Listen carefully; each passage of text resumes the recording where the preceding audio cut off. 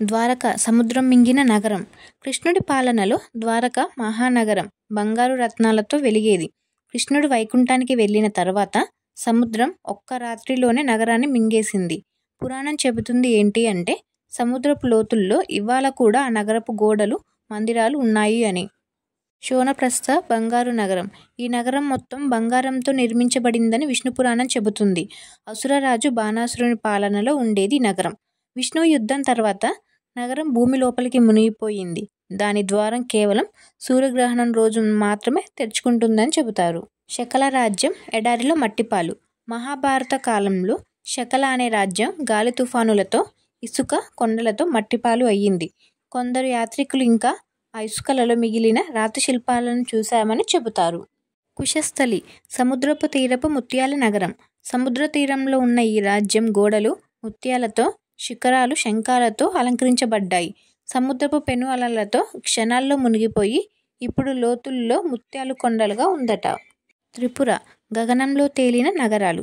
త్రిపురాసురులు జన్మించిన 3 నగరాలు, ఒకటి భూమిలో, ఒకటి గగనంలో, మరొకటి సముద్రంలో. విష్ణువు సహాయంతో శివుడు ఒక్క బాణంతో ఈ 3 నగరాలను నాశనం చేశాడు. గగన నగరం కూలిన తర్వాత నక్షత్రాల్లో విరిగి ఆకాశంలో మిగిలిపోయిన ముక్కలు ఇంకా ఉంటాయని చెబుతారు. మకర సముద్ర రక్షకుడు. మకరం అర్ధ మొసలి, అర్ధ చేప, కొన్నిసార్లు ఏనుగు ముఖంతో కూడా వర్ణించబడుతుంది. సముద్ర దేవుడి వాహనం ఇది. దీని గురించి పురాణం చెబుతుంది ఏంటి అంటే, మకరం సముద్రపు లోతుల్లో ఉన్న రత్నాల ద్వారాన్ని కాపాడుతుంది అని. కిన్నెరులు. వీళ్ళు అర్ధ మనిషి, అర్ధ గుర్రంలాగా సగం సగం ఉంటారు. హిమాలయ పర్వతాల్లో నివసించే సంగీత ప్రాణులు వీరు. వీరు వీణలు వాయిస్తూ దేవతలకు గానసేవ చేసేవారు. కిన్నరుల పాట వినేవారికి 3 రోజులు ఆకలి ఉండదని చెబుతారు. స్వర్గపు తెల్లగుర్రం. సముద్ర మథనం సమయంలో ఉద్భవించిన 7 తలలున్న తెల్లగుర్రం. దీనిని ఇంద్రుడు స్వర్గానికి తీసుకెళ్లాడు. దీనిని చూసే వ్యక్తి 7 జన్మల పాపాలు తొలగిపోతాయని పురాణం చెబుతుంది. జటాయువు, సంపాతి మహాగద్ద సోదరులు. రామాయణంలో రాక్షసరాజు రావణుడిని ఎదురించి సీతను రక్షించడానికి యుద్ధం చేసిన వీరగద్దలు. సంపాతి రెక్కలు కాలిపోవడంతో ఆకాశంలో ఎగరలేకపోయిన సీత స్థానం గురించి రాముడికి సమాచారం ఇచ్చాడు. రైవతక పర్వతం కాలం నిద్రించే స్థలం. భాగవతం ప్రకారం రైవతక పర్వతం దగ్గర ఒక స్థలం ఉంది. అక్కడ ఒక్కరోజు భూమిపై 100 సంవత్సరాలు సమానమని చెబుతారు. రాజు రైవతకుడు అక్కడ బ్రహ్మను కలవడానికి వెళ్ళి తిరిగొచ్చేసరికి తన రాజ్యం యుగాల క్రితమే నశించిపోయింది. మహర్షి మార్కండేయుడు సముద్రయాత్ర. మహాప్రళయం సమయంలో మార్కండేయ మహర్షి విశ్వం మొత్తం నీటితో నిండిపోయినట్లు చూశాడు. ఆ కాల ప్రవాహంలో ఆయన శిశురూపంలో ఉన్న మహావిష్ణువును కలిశాడు. ఇది ఒక విధమైన కాలద్వారం, యుగం నుండి యుగానికి మారే అనుభవం. త్రేతాయుగంలో కలియుగ దర్శనం. వాల్మీకి మహర్షి తన తపస్సులో భవిష్యత్తును చూసి కలియుగంలో భక్తి, సద్గుణాలు క్షీణిస్తాయని వివరించాడు.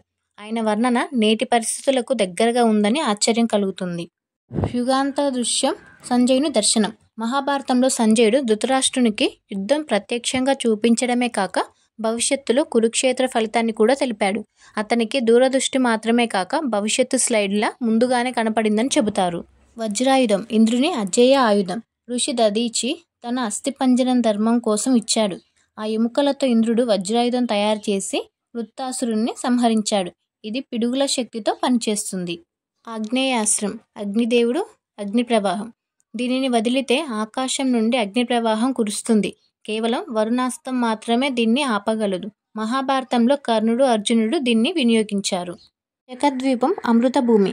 భూగోళం చుట్టూ 8 ద్వీపాలలో ఒకటి శకద్వీపం. ఇక్కడ నివసించేవారు దైవ స్వరూపులు. ఎప్పుడూ యవ్వనంగా ఉంటారని చెబుతారు. పురాణం ప్రకారం ఇక్కడ నదులు స్వయంగా సుగంధ పానీయాల్లా ప్రవహిస్తాయి. పుష్కర ద్వీపం పుష్కర పుష్పాల లోకం. విశ్వరూపంలో భూదేవి ఒడిలో ఉన్న ఈ ద్వీపం మధ్యలో బ్రహ్మలోకం తలుపులు ఉంటాయంట. ఇక్కడ వృక్షాలు పుష్కర పుష్పాలు పూసి వాటి వాసనతో దేహవ్యాధులు పోతాయని అంటారు. హయగ్రీవలోకం జ్ఞాన సముద్రం. సముద్రపు లోతుల్లో విష్ణువి అవతారం హయగ్రీవుడు జ్ఞానరత్నాలను కాపాడుతున్న లోకం ఉంది. వేదాలు ఒక్కసారి దుర్వాసన నుండి తప్పించుకోవడానికి ఇక్కడ దాక్కున్నాయని పురాణం చెబుతుంది. పాతాళలోకం నాగుల స్వర్గం. భూగర్భ సముద్రంలో ఉన్న నాగుల నివాసం. ఇక్కడి మనులు చీకటిలో కూడా వెలుగుతాయి. వాసుకి, తక్షకుడు వంటి మహానాగులు ఇక్కడే నివసిస్తారు. అహల్య శాపం రాళ్ల రూపం. గౌతమ మహర్షి తన భార్య అహల్యపై ఇచ్చిన శాపం వల్ల ఆమె రాళ్లుగా మారిపోయింది. రాముడు అడుగుపెట్టిన క్షణంలోనే ఆ శాపం తొలగిపోయింది. ఇది శాపశక్తి మరియు భక్తి వియోచనం కలిగిన కథ.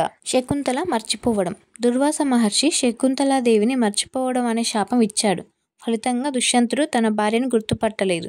తర్వాత ఉంగరం ద్వారా శాపం తొలగిపోయింది. ఊర్వశి అర్జున శాపం.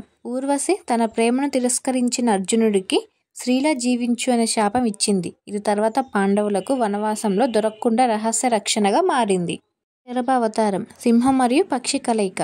శరభుడు శివుడి అవతారం. నరసింహుడి ఆగ్రహాన్ని శాంతపరిచేందుకు అవతరించాడు. ఇది 8 కాళ్ళు, సింహం శరీరం, గద్ద రెక్కలతో ఉండే మహాజంతువు. ఇది గగనంలో, భూమిపై, నీటిలో 3 లోకాల్లో సంచరించగలదు. రత్నద్వీపం సముద్రపు నిధి. సముద్ర మథనం సమయంలో ఉద్భవించిన రత్నాల నిలయం. ఇది సముద్ర గర్భంలో దాగి ఉందని, నాగరాజులు దీనిని కాపాడుతున్నారని చెబుతారు. ఇక్కడికి వెళ్లే మార్గం కాలసర్ప ద్వారం ద్వారా మాత్రమే లభ్యం. ఈ వీడియో మీకు ఎలా అనిపించిందో కమెంట్ చేయండి. ఇలాంటి మరిన్ని వీడియోస్ కోసం మన ఛానల్ని సబ్స్క్రైబ్ చేసుకోండి. Thanks for watching.